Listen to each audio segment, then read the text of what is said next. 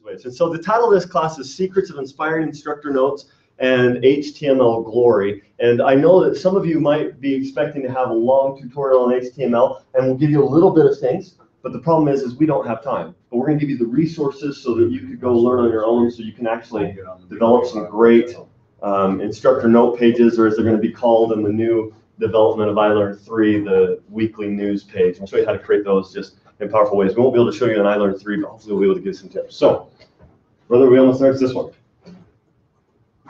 Okay, let's all start clapping. I think it's coming. Brother, you are wonderful. Thank you so much, brother. I appreciate it.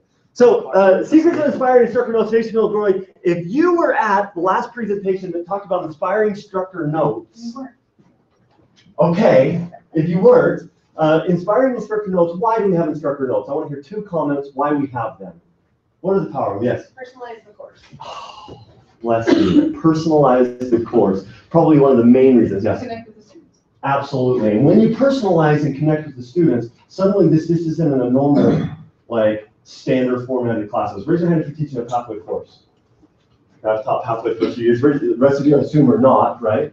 You'll find when you teach a pathway course, the students are new to college. Man, they're excited, they're hungry, they look at everything, they write everything. If they're older students, sometimes they post on every reply for everything there ever is. Sometimes it makes you crazy, actually, but they're like hyper engaged, correct? Those who teach pathway.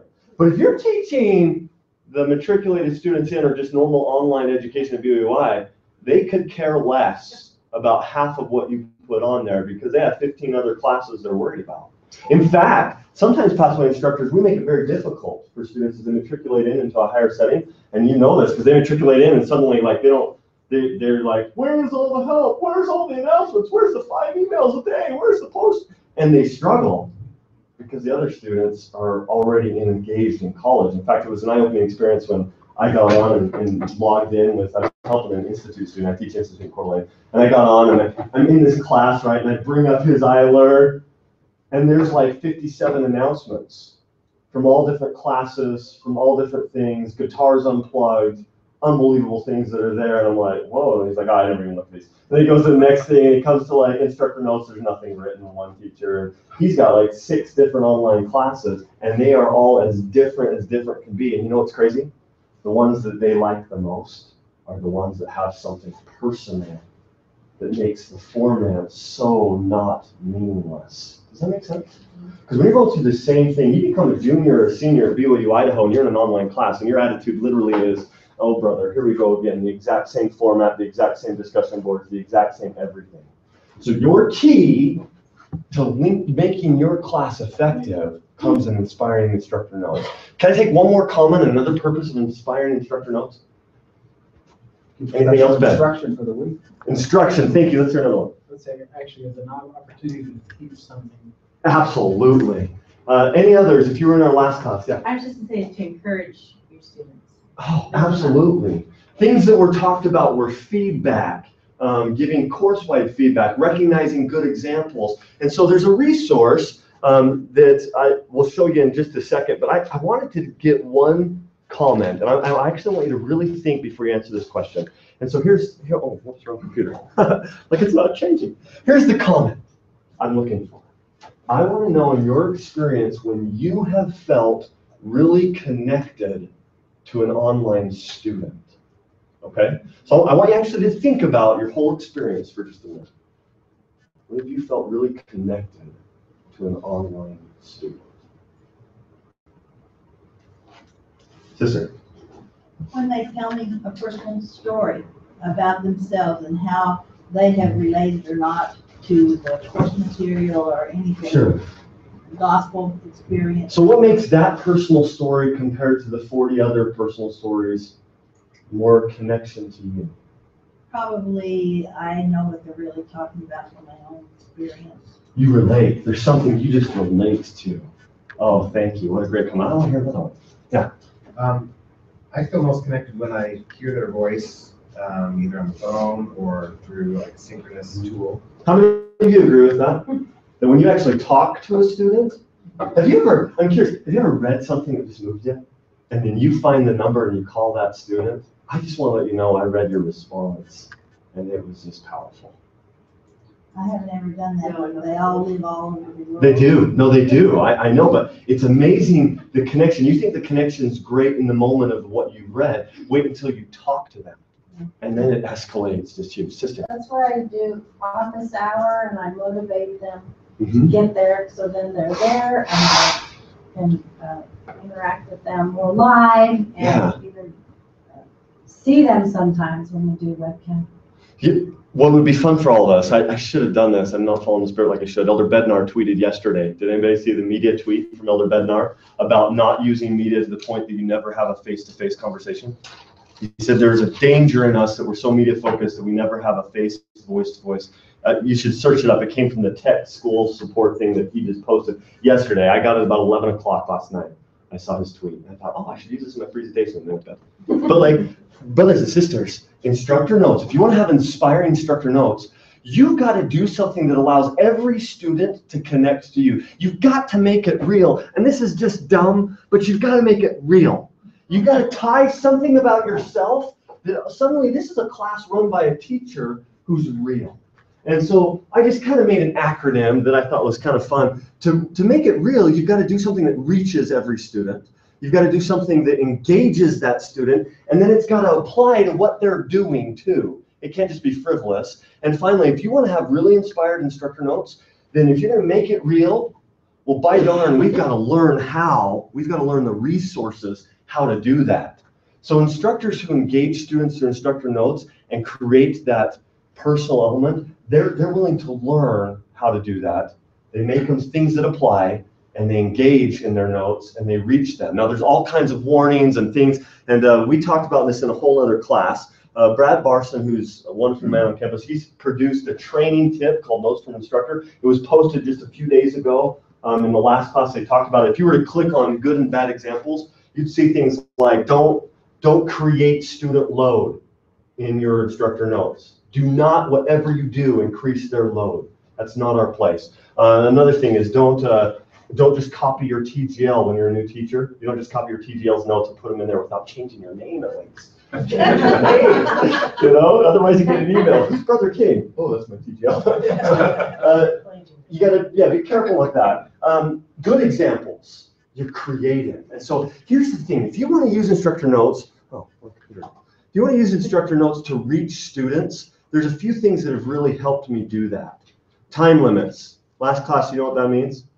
You can choose how long they view your instructor notes, and there's a time limit. Do not ever increase that over 2 minutes. Otherwise, the help desk will get so many phone calls from students with old MacBooks that can't move beyond the next page. Or they have really slow internet and it won't register the actual time clicker and they can't move beyond. But instructor notes, how many of you know what I'm talking about when I say time limit? Okay, we're going to show you here for a second for those that don't know. And the same thing, you click so it must complete it. They must pass it off with a check.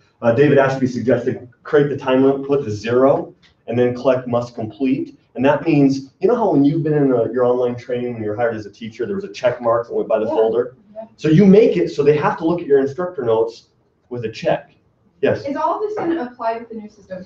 This part of it will not apply in the same way. Oh. So if you're in Pathway, you'll still be using the normal system for the next couple semesters probably, depending on what Pathway class you teach. If you're in religion, you might fall in this fall, actually, with teaching the new iLearn. So this part of it is a little bit different. Yeah, some of this is applicable. There's a learning curve there they'll have. The biggest problem I've had is that it's down there in the very bottom right-hand corner, and students miss it every time for the first 2 or 3 weeks. The instructor notes? The The click, Yeah, must check mark. complete, that they Yeah. completed it. And that's why, so how do we Obvious. how do we help them in the very beginning of our class? I took just a screencast picture Mhm. and put a big red arrow. To move past this, here is, and it was a picture of that screen, click, and Yep. never had another issue. That's just do a screenshot. If you don't know how to do that, press Control Print Screen, and it'll copy what's ever on your screen and make it a picture, right? So you can take a screenshot. Now, I took a screenshot of what you would do in editing your instructor notes, right? Just to be clear, you come and you click, never more than 2 minutes, but you click Student Must Complete before continuing. And in the very first of my class every year, you say, hey, look, here's what you have to do to pass the some of the things off in it, because I don't call mine instructor notes, whatever you want to call them is great. I call mine something else. I changed the title, but here's what you have to do to pass my weekly introduction for the lesson. Go down here and just click, and it's very simple. Couple comments. Ben, did you have a comment? And then Dan? In the class I'm teaching right now, the notes to instructors are actually a discussion board. Mm-hmm. Is that, I guess we could do the same thing. Everything else, same things apply. There's just that discussion board element. And I don't know which class, Ben. It's 121, that's kind of. Oh yeah, the revamp 121 that they're revamping again. Yeah. Yeah, because it's, yeah, anyway, totally. Now, have you done this on your, you just do this on your own every week, or do you have to make the change in a fixed place? You do it on your own. Every week. Okay. Yeah. Every week you're doing. Now, they can't go on to any other assignments until that's done? Yeah, until they've looked at it for 2 minutes or less. And what I always do now remember, so that helps you reach the student. Because the problem is sometimes, not in pathway, but if you teach non-pathway classes and you put an announcement out there, good luck, they'll never see it. If you email them, half the time they'll miss that in the non-pathway. And those of you who teach non-pathway, you know exactly what I'm talking about.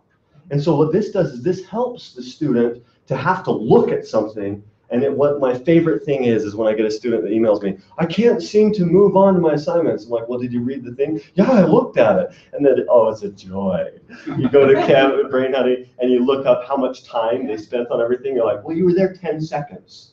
Just leave your computer on that screen before you click something else, you know? And it's awesome, and you can really catch some students who are just in a hurry and not trying to learn.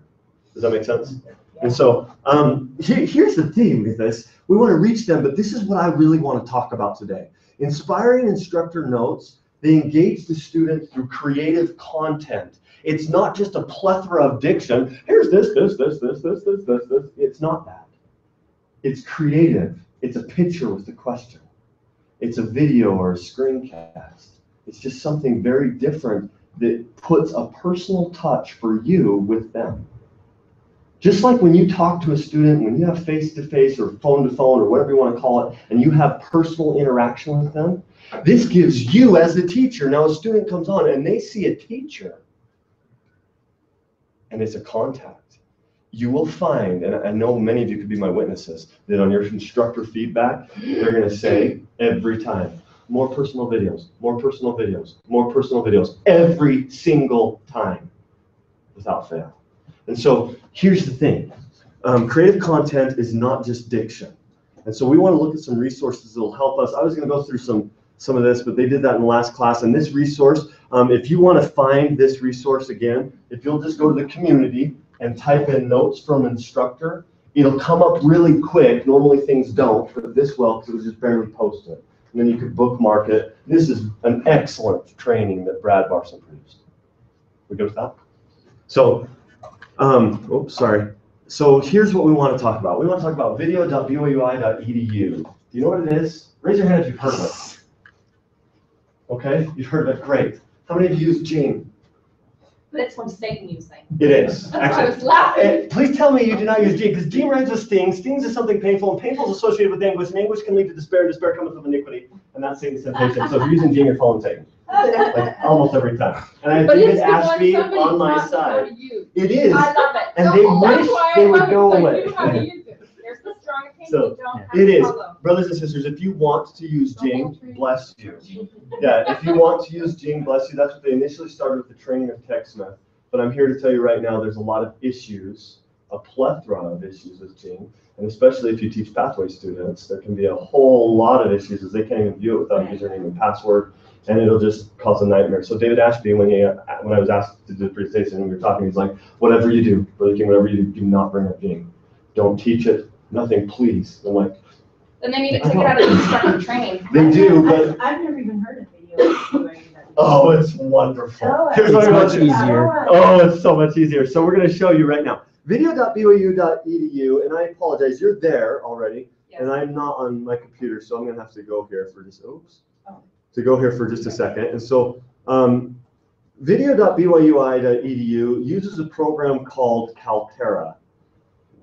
And Kaltera, or Kaltara, however you want to say it, Kaltera is a program that Screencast-O-Matic uses. It's a screencasting program. And Kaltera, like, if you were to go here and you were just to go to sign in, and I'd like, if you have a computer, I'd actually like you to do this with me. Go to login, And you're just gonna log in with your normal username and password. I'm sorry, did you miss that step? If you come back right here, top right corner, where it says guest, click guest, go to log in, and as employees of the LLC, that's kind of with BYU-Idaho, you could come in and you could type in your username and password, and it'll log you in. And here you are, and I'm not going to say my password just because somebody. And so you're actually logged into this, and this is a screencast program. We're going to actually make a screencast together right now, as if I was making this for instructor notes for this class. Are you ready? So here's what we're going to do. We're going to be like, add new media. Well, let's go screen recording. Add new screen recording. And so we're going to launch the recorder. Now, I've never done this on this computer, so we might have an issue right here. And this computer will not allow me to do it because this computer does not have a mic and is not set up for that kind of thing. Any of your laptops would. And you'd hit launch recorder, and it'll bring up the little box, kind of like Jing or any other screencast deal, and it would record right there. And so I'm going to actually do it on this laptop, and we're going to kind of turn it around so you can see it. Is that okay? Where's it saving all of them? It saves automatically on the BYU-Idaho web. It's saved under the BYU-Idaho server. No TechSmith garbage. No, somewhere out there with another password, username, whatever. It is literally saved on the BYU-Idaho cloud system, if you want to refer to it as that. So it's on BYU-Idaho, and it meshes with Brain Honey, and it'll mesh with Brightspace. Yes? Okay, I'm logged in. It's got my login up there, but I don't have that add new. Are you on a phone? A mobile device? No, you should. I'll come back and look at it. Can you give me just a second? How do you get to that screen recorder page? Okay, so let me go back.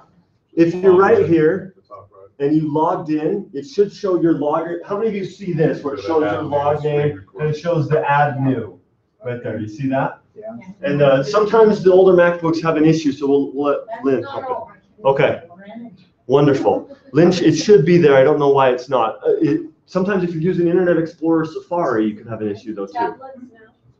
Tablets usually won't do it, so mobile devices will not do it. Some tablets, some Android systems will do it. So you're supposed to be using Google Chrome? What's that? So what are you supposed to be using? Chrome or Firefox will work better than Internet Explorer or Safari. Some of them have issues. Lynn, are you helping her okay? I got it. You got it? Okay. Really Thank you for your question. We really have to install Java if it says to do that? Yes, you do. You do. It won't work without Java. So on my computer, I'm so sorry I have to do it this way. I was told they'd have a connection to my laptop, but on my computer, if I log in and I hit launch, oh brother, tell me my Java's not uploaded. Oh, that's right. My hard drive crashed 3 weeks ago, and I'm functioning off a clean hard drive, and so I don't have any Java on here or anything. Actually, I totally forgot about that. It's the worst day of my life. I dropped my computer in a lesson I was teaching, and I lost 14 years of my career. Back up what you do. Just want to say that. I did cry. Of teaching? Yes, 14 years of my I'm crying for institute. you. I'm crying for you. It was horrible. I lost my dissertation too, but I didn't even care. Oh. That didn't bother me for some reason. So I'm sorry, I'm going to have to download this. I didn't even think about the fact that I got a new hard drive on this, and I apologize. But once you have it, does anyone have it up that I could just use a laptop to show what it looks like? No, I need to install Java. Let me see if It'll look like it'll just bring a dotted box around the thing. My computer's downloading it right now. So it'll bring it down a box. Does anybody have it? It's the same Java that, so TechSmith, which is what uses Jing, sometimes they don't require you that on your computer, they require a different plugin. So, but most of you will have this already on your computer. If you've ever made a screencast, it'll pretty much be there.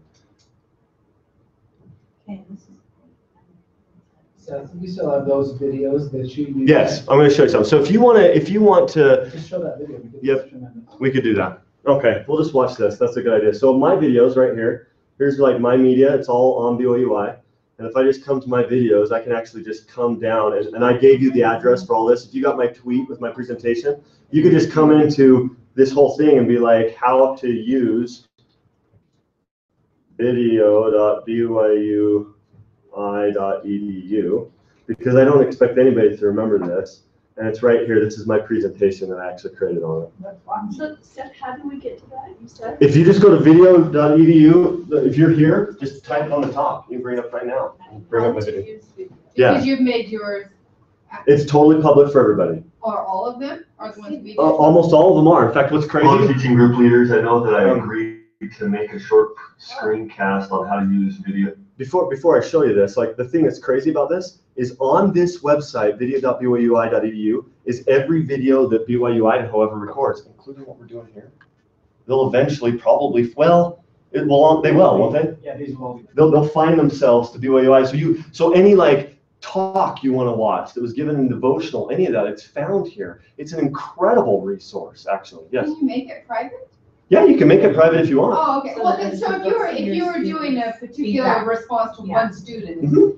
then you don't want everyone to see that. Yeah, and the beauty of it is in Brain Honey and in the new program, it embeds itself without any problems on my team. So you can have the video right in there, so they don't have to go anywhere else. It's just right there. Does that make sense? And we want to talk about that. There's so much to talk about. I apologize to be talking fast, but if you'll watch this. I apologize, it's taken me a few days to do this, but. This is me, and I feel awkward listening to myself. So go to guests, hit login, and then you'll be given your login information. This will walk you through the whole For me, process. it didn't come up because I'm already logged into the site using this program to create this screencast. And so, but once you're logged in, you'll notice that it says your login information there. And then add new, as you click add new, you have different options. You can upload media. You can actually upload videos that you personally made or cut or whatever here. If you ever wanted to show a video in Brain Honey. And so if you upload it here, then you can use the link. This would function as your video cloud, if that makes sense. And then you can use the link to embed that link into wherever you'd like to in Brain Honey, and the video will actually show up embedded within that section of Brain Honey that you're in. There's also all kinds of other videos from the campus that you can link to. Okay, I'm going to fast forward just a little bit because there's something I want you to see. It's kind of fun to maybe. Please watch this at any time. This up just a little. This is where we're trying to get to, that we had to download our plugin. plugin. Just launch the screen recorder. Now, you'll often have to allow it to run the new part of Java. And so you're going to go through all of this. Now, I can't actually do this technically right now because I'm using the screencast right now. So it'll kick me out in trying to make my screencast, if that makes sense. And so once you do that, you record a video, you'll be given a box. And that box is adjustable to the exact same. In fact, actually, I can show you that box. Hold on just a second. This is what I want you to see. So you'll launch the screen recorder, assuming that this will work. Just a second here. So, I'm sorry, I'm fast forwarding to it's very similar to Gene. You just adjust the size of the box to Gene the way you're recording. You'll see at the bottom option to put a face or to take a webcam. Record. Sorry, I'm just trying to get to here. Our What time you'll is so see short. is after you've done with the recording, it'll bring up a box that looks like this. In another recording, you just have to name the recording. You have to enter in the description of the recording, give any tags, like anything you want to call it. Book of Mormon is usually what I call mine because it's the class I'm teaching.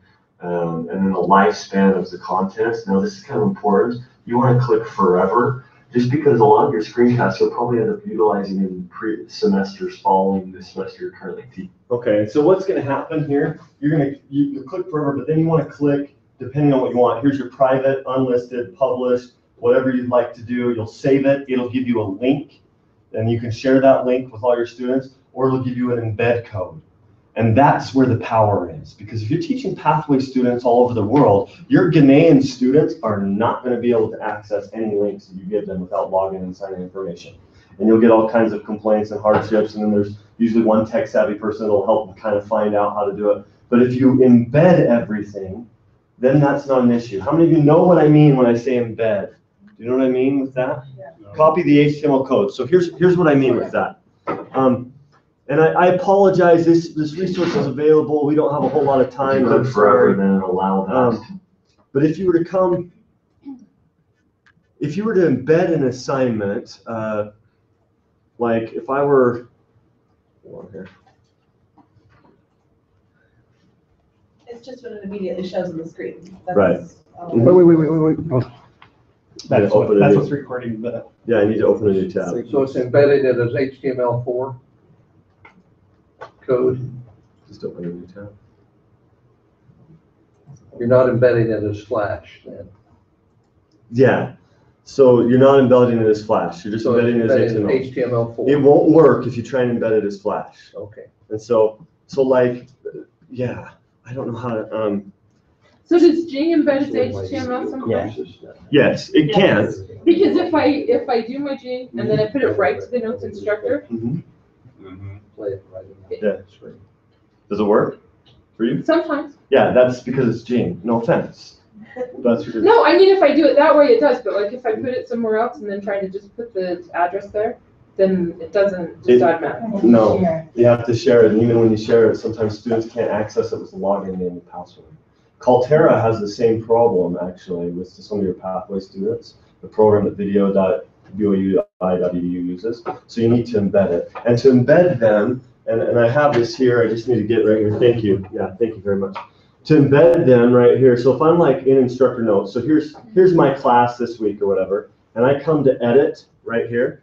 And so I'm going to edit my class right here, my instructor notes or whatever. And I've got a bunch of teaching videos. This is more instructor notes than I normally use, but this is one of the major chapters in the class I teach about profit succession.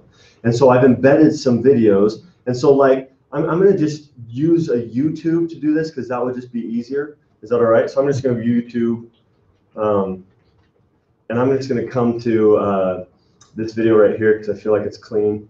And so I'm going to pause this. Let's say I want to use this in my instructor notes. All I would do is I'd come down to the share item right here, and I'd find the embed code. And this is an HTML code right here. And so I'm just going to copy that code right here. I'm going to copy it, come back to my class, click on the HTML button here, and this shows all the coding. And I plan to talk about this, but we're so out of time. This is all the coding of what you're seeing. And so what I'll do is I'll just come to the end, and right here I would paste in this video code right here, President Monson, and I just pasted that in, what I just copied.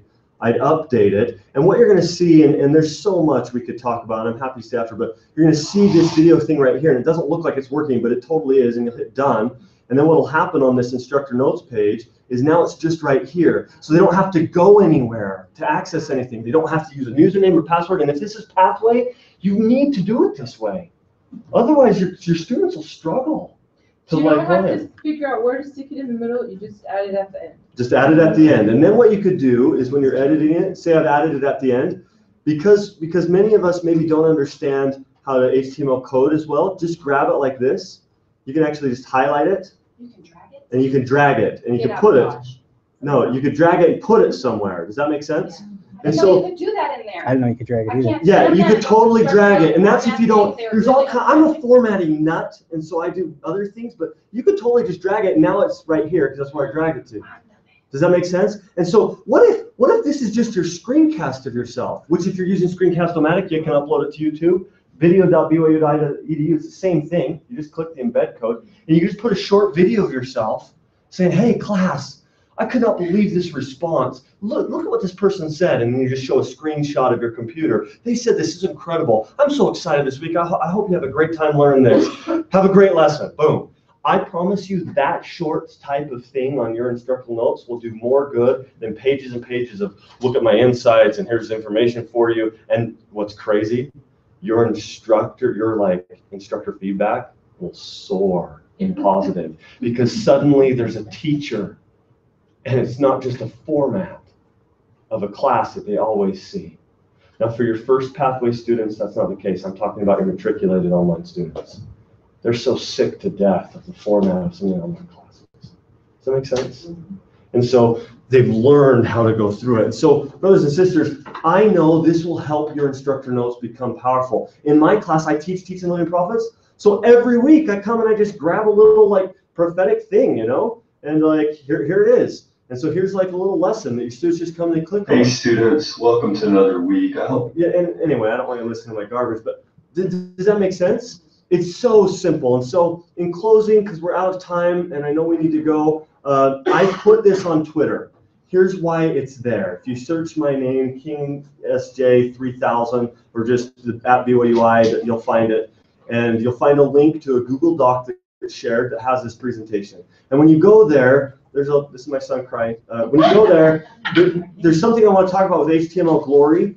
And I've given you, I explain what HTML is, and then I've given you websites to look up HTML code, very simple codes that'll help you. So when you get proficient and you really want your instructor notes to look awesome, and you don't want the video right there, and you want things formatted good, you can actually come into the edit of wherever it is, and come into the edit, and you can actually go to the HTML code, and you'll understand, oh, this little P right there means new paragraph break. And if I delete it, then the text will move up. Because have you ever gone crazy trying to get things to move around? Yeah. So those websites right here will give you all the tools of quick things to teach yourself how to format things in HTML code. And this is on your Twitter. You put this. Yes, you can access this whole presentation on Twitter. And then I've got some other sources of things. I hope this has been beneficial. I'm sorry we ran out of time. God bless you.